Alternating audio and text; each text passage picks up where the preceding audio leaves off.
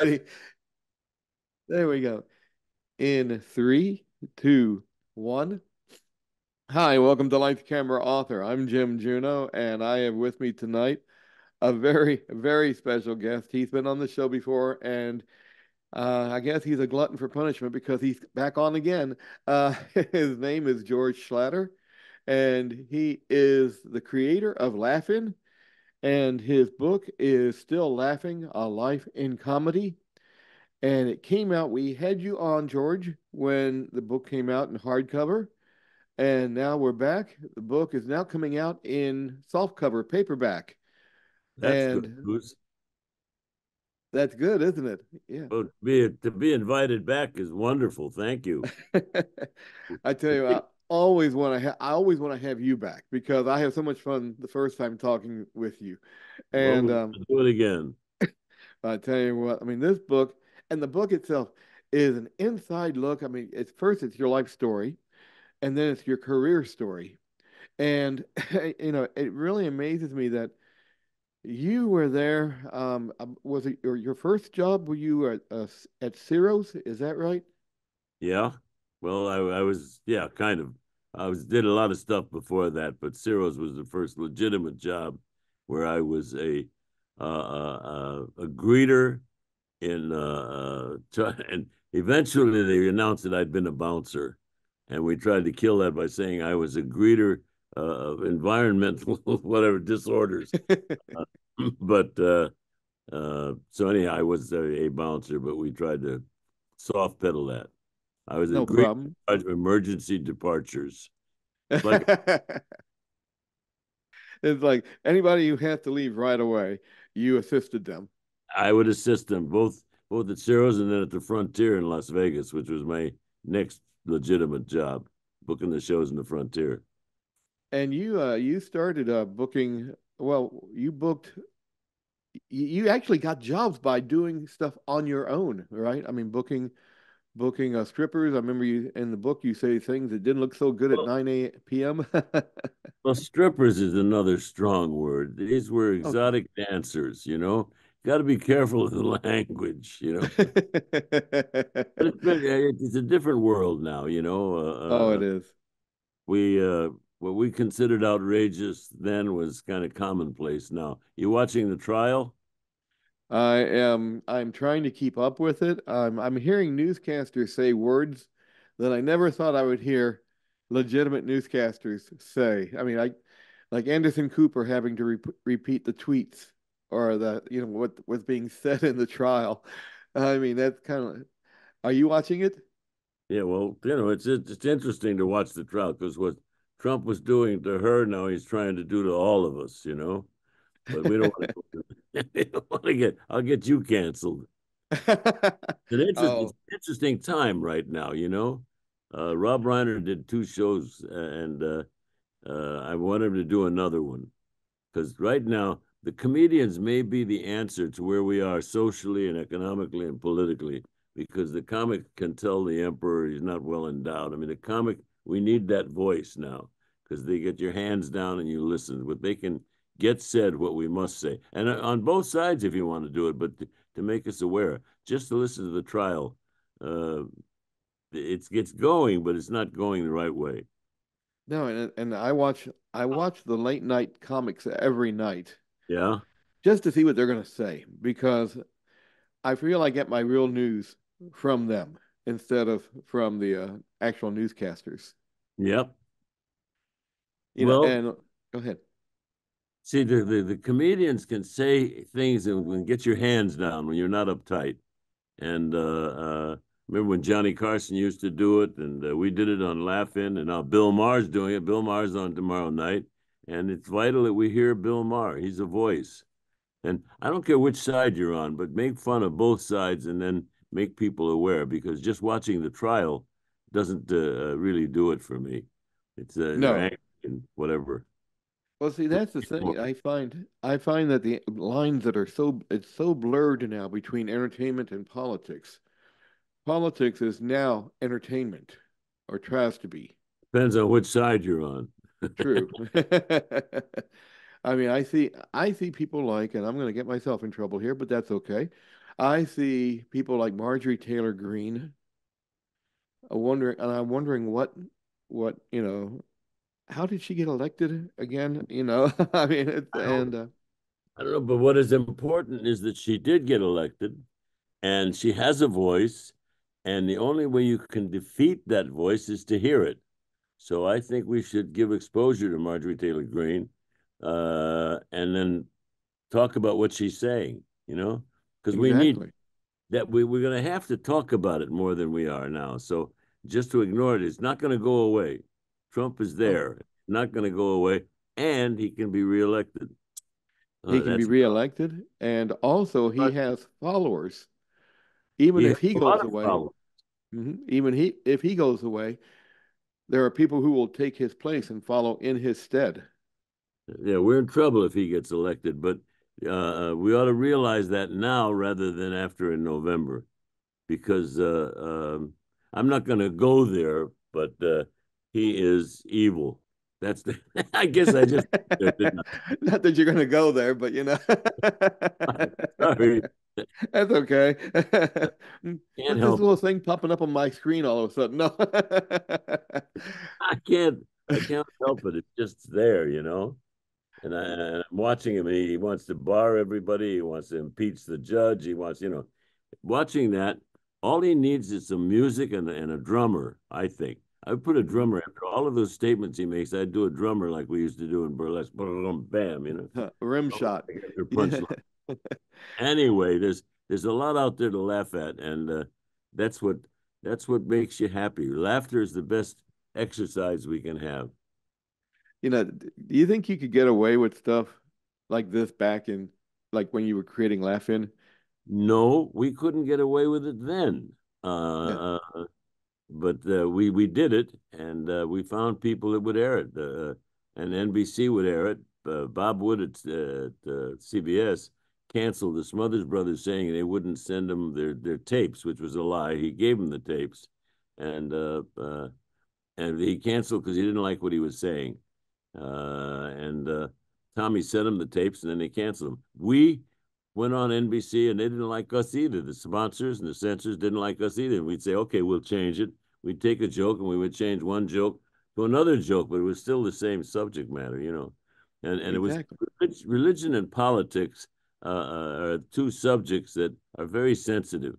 But you can stay away from. We did one joke that got us in trouble. We said, "News of the future, 20 years from now, Dateline of Vatican, with marriage in the church now an accepted practice. The Archbishop and his lovely bride, the former Sister Mary Catherine, both announced this time it's for keeps, if only for the sake of the children." Well, you can imagine what happened. The roof came in, right? But I said it's news of the future. Nobody said that's going to be. But we went on the air with it, and we stayed on the air. But eventually they took it off. It just got too hot to handle. And some of the news of the future came true. I mean, you had Ronald Reagan being president, and he became president. Yeah, well, it was before he became president. I was booking the shows at the Frontier Hotel, and Lou Wasserman called me and said, "I want you to book Ronald Reagan." I said, "Mr. Reagan, he doesn't do anything." He said, "It's not my problem. Book him into the." So I booked him into the Frontier Hotel with an act called Dave Five or something. There were five guys, and we put the head guy out and put Ronald Reagan in it. And it was the worst act you ever saw in your life. So they said, "What are we going to do?" So I booked the Marquis family, which was a very funny act, five chimpanzees. So we put them on. The show ran too long. They said they had to cut 15 minutes, and they couldn't cut Ronald Reagan because it was in his contract, and the chimpanzees couldn't cut 5 minutes, 3 minutes. So we had them do the first 15 minutes in the hallway and then come out on stage, which was okay until about the fourth night when they said we'd started the show. They said, "Hold the show. Mr. Reagan has some friends coming." I said, "How do I hold the show? I've got five gorillas loose. You can't just say, 'Hey, take it from the top.'" And so we opened the door and turned these gorillas loose on stage. It was pandemonium. It was hysterical. They were in the lights, they were in the band and everything. And after the show, I'm sitting there saying, "Oh boy." And Ronald Reagan says, "That's the funniest thing I've ever seen. Have the chimps just do that." I said, "They can't. They're five wild animals." So anyhow, we cut some time out of Ronald Reagan, for which he never forgave me. And then he Oh, went, which I then he became president, for which I never forgave him. Did he ever appear on the show? I don't believe he did he? Or did you ever invite him to be on Laughing? Ronald Reagan, no, but Nixon did. We That's got right. Nixon to sock it to me, and I didn't realize that would make him into a nice guy and help get him elected. Because he said, suck it to me. I said, what a good idea. But see, politics is a great target. Rob Reiner did a couple of shows, and he should do some more. See, but he did two shows called Seriously, Folks. I'd love for him to do one more now when politics is the front and there's something to laugh at. You can't just do trapdoors and rim shots, but politics is something that people care about, and that's the best possible element for comedy. Then You which know, I'm proving now. you have had such a career. You have, I mean, you discovered so many people, people who are now like legends, like Lily Tomlin, Judy Carn, Joanne Worley, Ruth Buzzy, um, Goldie Goldie Hawn, Hawn. Goldie Hawn. Goldie Hawn. You Yeah. know, We and were Lily lucky. Tomlin. Go ahead.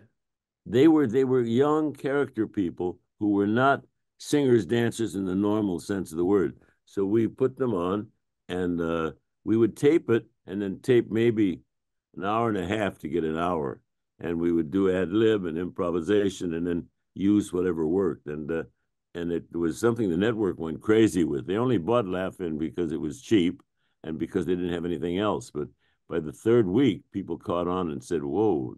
When Richard Nixon said "Saka to me," the whole world said, "What a good idea!"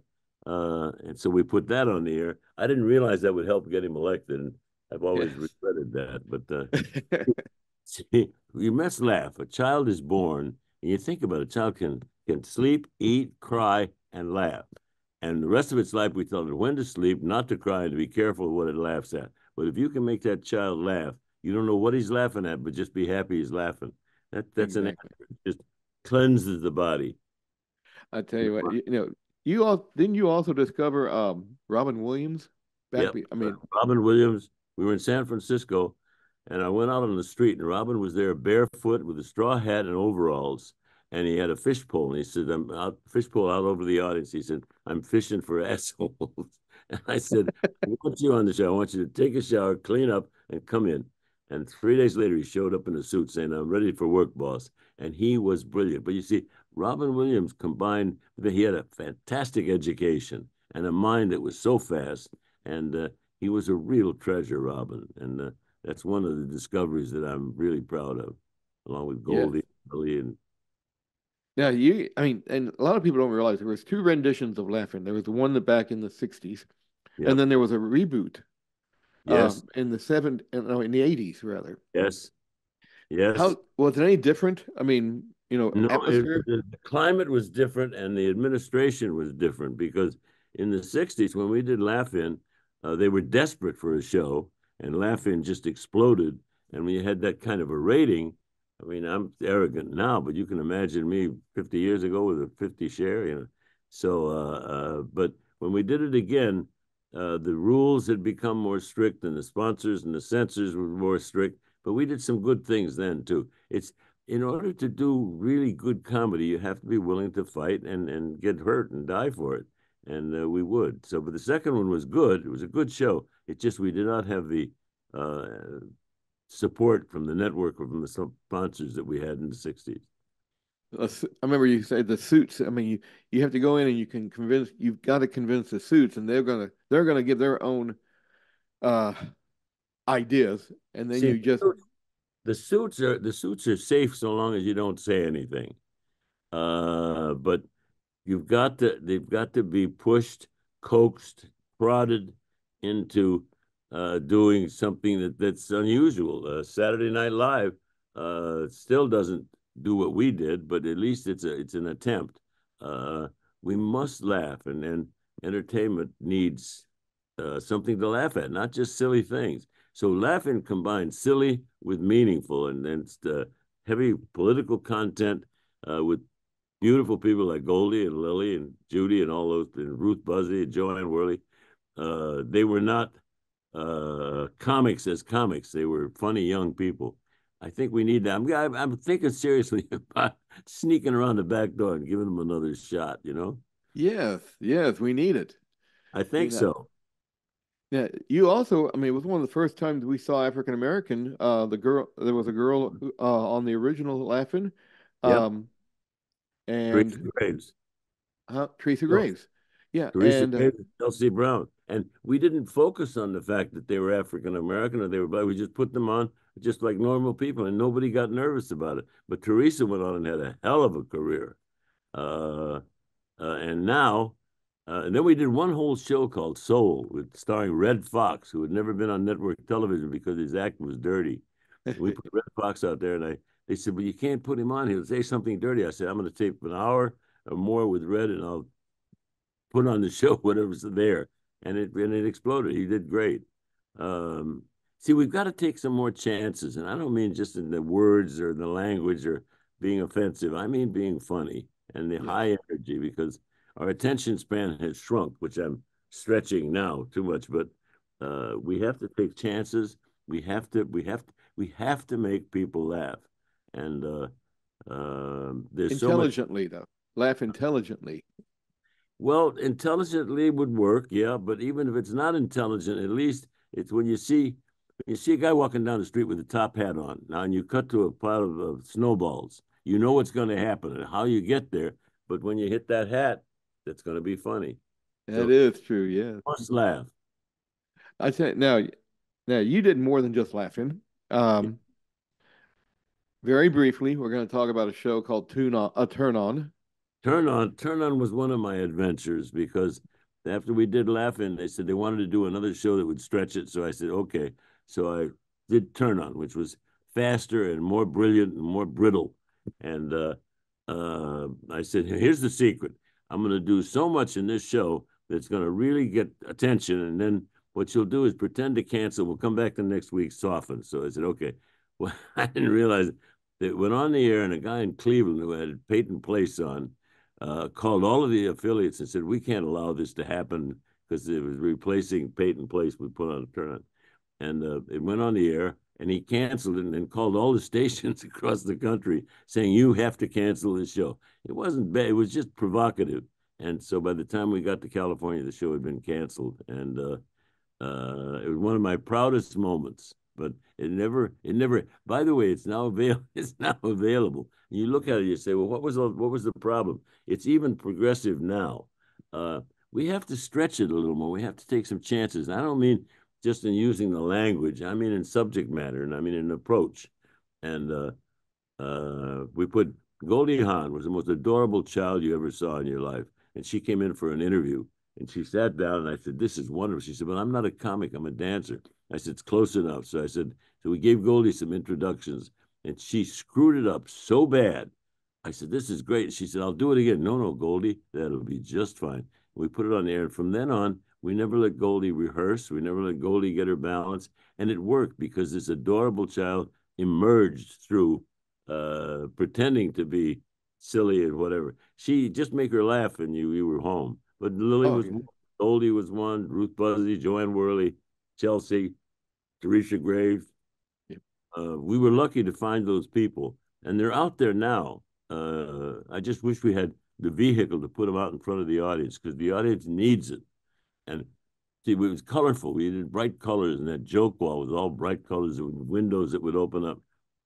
We need more of that. We need to see pretty people, pretty clothes, pretty scenery, and joy. And now from there on, just say some important things once in a while, not all the time, but once in a while, uh, uh, and hope for the best, and be willing to risk cancellation, which I experienced a few times, but I also experienced some success a few times, mainly because of the chances I took.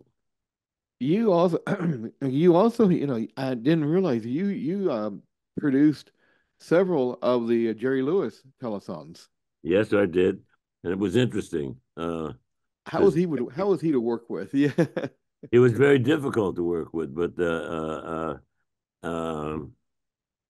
I kept Jerry kind of off balance, and um, so I said, anything you want to do, and he came on, and we did noises behind his monologue, and we did things happening to him, and he enjoyed it because nobody had ever attacked Jerry before. Jerry attacked everybody. I was the first person to really come out with a frontal attack on Jerry, and with rude noises and things happening behind him. And Jerry kind of laughed, and it worked. We did telethon, and I love Jerry because he was difficult, and Dean, of course, was wonderful. Um, I've had a lot of luck with people who were difficult to handle. Judy Garland, I had great time with Judy Garland, and she just make her laugh. You could once you made Judy Garland laugh, you could do anything. But the secret is you better be funny. Exactly. Oh, Frank Sinatra, you also worked with. Sinatra, I, I yes, I worked with him many times. I worked with him. One of my first appearances was with Frank, and he looked at me and he says, "I have ties older than this guy." But anyhow, we became friends, and Frank. The secret to Frank Sinatra was making him laugh, and if you could make him laugh, you could say anything, but you better be careful. And we did this one of his first things, and eventually his wife Barbara, who I love, said she wanted me to do a eulogy at his funeral. And I said, Barbara, please, I don't want to. No, that's not what I do. She said, please, you have to. I said, okay, as long as I don't have to follow Gregory Peck. Well, sure enough, here they go, blah, blah, blah, blah. Now he's George Schlatter. Now I'm introduced by a bishop, and I didn't know what to say, So I said, I've met a lot of, I said, thank you, Your Honor. When you call a bishop Your Honor, I said, I've talked about. I spent a lot more time with judges than bishops. Anyhow, he laughed and everybody laughed, and so the bishop became my friend because I called him Your Honor. But see, again, Right. again, mistakes. We've got to cherish our mistakes, feature them, and present them out there. I mean, maybe you could edit all of that out and don't take a chance with this. No, I want to keep it in. I see all those Emmys in back of you. How many have you won? A lot, a A lot. lot. Emmys, and all kinds of things, all kinds of awards and things. But I didn't. I won them only because they have a name on them. But it was the people that we surrounded us with, writers like Digby Wolf and all of these people that were writers on the show were a group of anarchists, political activists, and they would come in and do funny things, funny jokes, and put it out there, and then put the right kind of music behind it, and don't do it too long, you can get by with it. And we did a lot of stuff like that. Yeah. The Emmys You, all came from shows that were not supposed to make it that did. you put on a comedian in Laugh-In that I had heard about, but I'd never seen on TV before. Pig Meat Markham. Pig Meat Markham. Pig Well, yeah, Meat Markham, yeah. Pig Meat. We were doing some blackouts, and Digby Wolf was there, and so we were doing some blackouts in the courtroom, and they said, "That's funny. You remember Pig Meat?" No, Pig Meat Markham did "Here Come the Judge," and they would do these sketches in a courtroom. So we started doing "Here Come the Judge," and when we got that, and then we would do crazy things happening in a courtroom. And the day after we did our first show, 2 days after our first show, when the Supreme Court came into the courtroom, somebody in the back said, "Here comes the judge," and the courtroom cracked up, right? And then they laughed. Well, that established the "Here come the judge" things, and we did all kinds of judge runners and courtroom things. And when you just cut away, and it's just you just see you can't stay with it for 10 minutes, but you should sure do it for 20 seconds, and Oh, it yeah. and I mean, the Sammy, audience won't wait for you now. They're ahead of you. Sammy, that's what I was going to ask you is that the attention span has gotten shorter now, but you were actually catering to the short attention span, weren't you? We featured it. We scored because of the short attention span. Because now commercials used to run 2 minutes. When I did the Dinosaur Chevy show, there was a 2 minute Chevrolet commercial. Now commercials run 15 seconds and they get the message across. Our attention span has shrunk, uh, partially because of the political climate, which I don't want to get there, but we don't realize that they're funnier than the comics. Some of these guys, you know, but our attention span has shrunk, and our knowledge. See, we have more information available to us if we focus on that and accept it. So that's what we need to do. We need to do more comedy about more important things, and then stand back and hope nobody hits you. If you had to pick one thing that you were proud of, Um, and not be the most obvious, like laughing. What would that be, Be my wife, Jolene. I married Jolene? Jolene. Jolene said, because I was working in Vegas, and she said she wouldn't marry me because with the people I was associating with and doing, she said I'd be dead before I was 30. And I said, Jolene, I'll lose those people. She said, you can never lose them. Anyhow, I did. I broomed. It took me 2 years, and I got rid of all of those kind of shady people I'd been working with in Vegas. Married Jolene 65 years ago, 66 years ago. Most beautiful girl in the world, looks as great today as she did then.